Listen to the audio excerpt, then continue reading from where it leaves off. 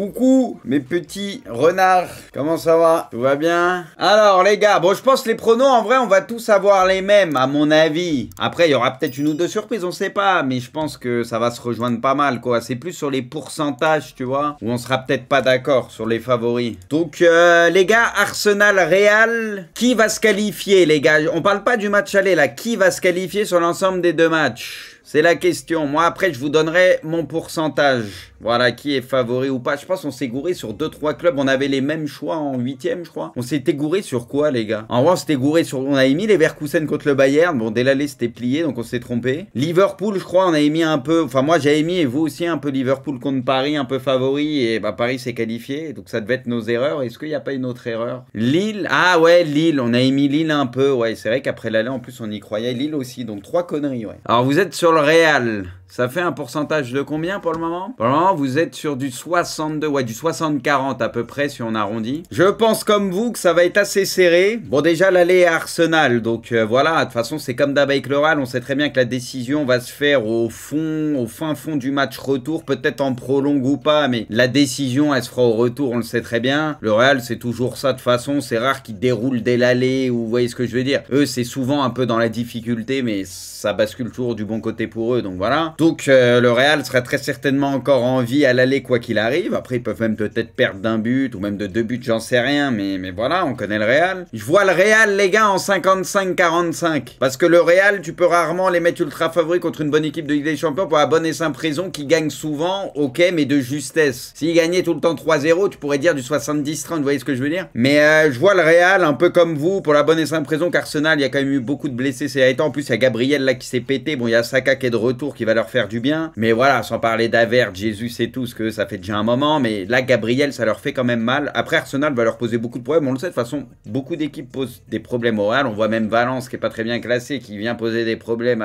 au Bernabeu. Donc voilà, on le sait très bien que le Real, c'est rarement facile. Moi, je pense que le Real va vraiment souffrir à l'aller et Arsenal va pas perdre l'aller. Je pense pas. Ils vont sûrement gagner d'un but peut-être, deux, je sais pas. Ça serait peut-être, voilà. Mais je pense qu'Arsenal va peut-être gagner l'aller. En tout cas, ne pas perdre, ça c'est sûr. Après, c'est au retour ou comme d'hab, au Bernabeu, on sait qu'il va se passer beaucoup de choses. Et voilà, on en revient toujours à ces histoires de moments. Et c'est pour ça que le Real est très fort en Ligue des Champions. En étant peu dominateur sur les matchs ou ce que tu veux, ils arrivent toujours à faire la différence et à être clutch quand il le faut. Ils ont aussi les joueurs pour. Tu peux toujours t'appuyer sur un grand gardien. Après, ils ont quand même des absents, des trucs. C'est vrai que sur l'année, on en parlait, il n'y a pas de Tchouaméni, il n'y a pas Mendy. On parle pas aussi des blessés de longue date, bien évidemment. Mais c'est vrai que le Real, c'est pas rassurant, c'est voilà, et comme on le dit à chaque fois, c'est rarement flamboyant dans le jeu, mais je trouve que c'est pire que les années précédentes. Donc moi je pense que la marge, elle est minime maintenant comparée à avant. Tu sais, ils ont plus une grosse marge entre guillemets, c'est pas qu'ils avaient une grosse marge avant, mais ils avaient un peu plus de marge. Là je trouve que tout ça, ça s'est quand même réduit, donc l'accident, il est quand même plus très loin, moi je trouve. Donc à force de dire à chaque fois que le Real ils vont s'en sortir d'une manière ou d'une autre, parce qu'ils ont un gros gardien, parce qu'il y a Vini, ou voilà, qui peut allumer la lumière à tout moment, Bellingham, on sait que dans des moments compliqués, il est capable aussi de mettre son but. Rodrigo, on le connaît dans les gros moments. Il y a Kicks aussi. Je trouve que cette équipe, quand même, elle dégage pas grand-chose cette saison. Et attention quand même contre Arsenal, parce que c'est un sérieux client. Malgré tout ça, on sait que c'est une équipe qui joue très bien au ballon, qui va poser beaucoup de problèmes, qui va se créer pas mal de situations. Après, maintenant, ce sera dans la zone de vérité qu'il faudra faire la diff. À ce petit jeu-là, en général, le Real est meilleur. Donc on penche un peu plus côté Real, mais ça va être très serré et très chaud comme d'habitude. Deuxième match, les amis, Bayern-Inter. Vous êtes plus sur l'Inter. Par contre, là, vous êtes en 57-43. Ouais, c'est un peu plus serré. On n'est pas loin de 55-45. Moi, les gars, je vais dire 60-40 pour l'Inter, pour la bonne et simple raison qu'Upamecano et Davis, ils sont plus là. Et Musiala, il s'est pété aussi pour un moment. Donc les gars, ça commence à faire beaucoup, sans compter les autres absents. Hein. Ils ont 6-7 absents, et là, ils ont perdu des mecs ces dernières semaines, ça fait trop mal. Donc sincèrement, s'il n'y avait pas eu autant de blessés, putain, ça aurait été dur de faire un prono. J'aurais été proche du 50-50, mais là, au vu de tous les absents, et notamment défensifs aussi, ouais. Neuer, Upamecano, Davis, Coman, Musiala, ça fait quand même beaucoup, les gars. Donc la vérité, t'es obligé de pencher du côté de l'Inter. L'Inter, pourtant, cette année, je les trouve un peu moins impressionnants. Ils ont joué 4 fois Milan notamment, ils n'ont pas battu une fois Milan, alors que Milan pue la merde. Je les trouve un peu moins impressionnants, l'Inter cette année, mais ça reste, vas-y, ça reste l'Inter, ça reste quand même costaud. Et c'est une équipe qui est très chiante à jouer, donc voilà, le Bayern, trop d'absents. Tu sentais que cette année, il y a du mieux par rapport à la saison passée. Tout n'est pas parfait peut-être, hein. C'est pas la meilleure équipe d'Europe, mais il y a quand même des choses positives. Mais là, ça fait trop mal, ouais, les blessés, ça fait trop mal. Ok, bon, pour le moment, vous me copiez du coup.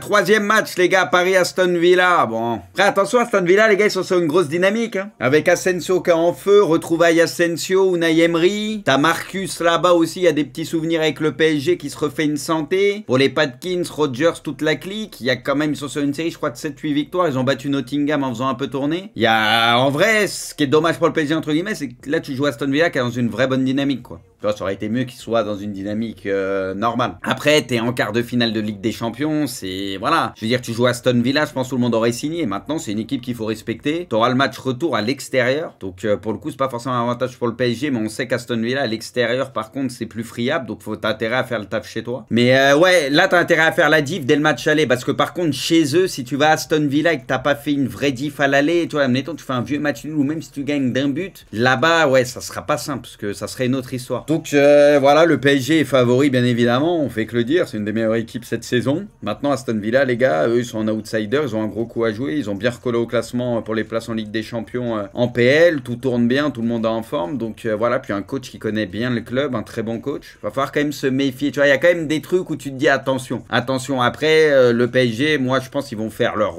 match comme d'habitude, de toute façon, on les connaît. Encore une fois, ça dépendra de la finition. Ils vont dominer l'allée, ils vont se créer des occasions et tout, maintenant, c'est le PSG, faut la mettre au fond. Ça serait quand même dommage là d'avoir sorti Liverpool et de s'arrêter contre Aston Villa, mais on va respecter Aston Villa, on va attendre de voir parce que voilà, t'es en quart de LDC, c'est pas rien. En contre, Aston Villa, c'est fort, ouais, ça peut se projeter vite et tout, et ils ont les joueurs pour, et du coup, bah, pour le PSG, contre le PSG, c'est le genre d'équipe, oui, qui peut leur faire mal en contre. Après, le PSG, les gars, avec leur pressing et la possession, peut aussi leur faire très mal. Hein. Et donc, PSG à 70%, je sais pas si 70-30 ou 65-35, je sais pas. Je dirais peut-être aller 70-30, ça me paraît peut-être un peu élevé.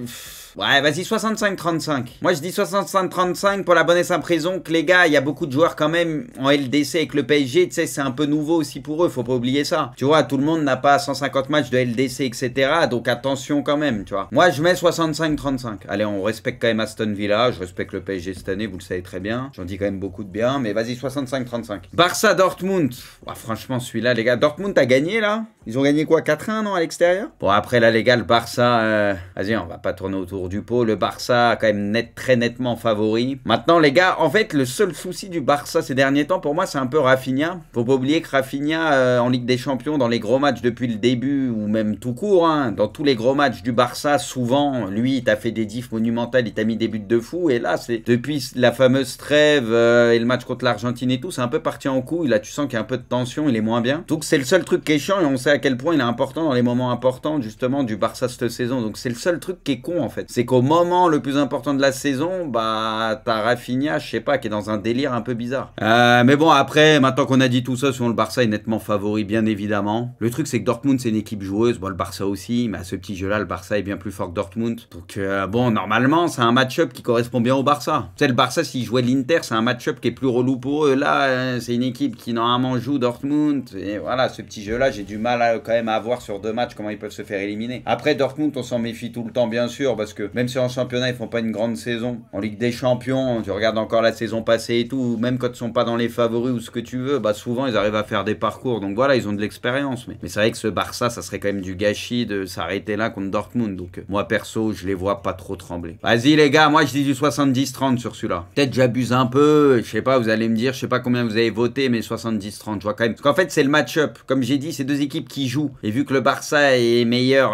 sur quasi tout et nettement, je vois du 70-30. Bien favori.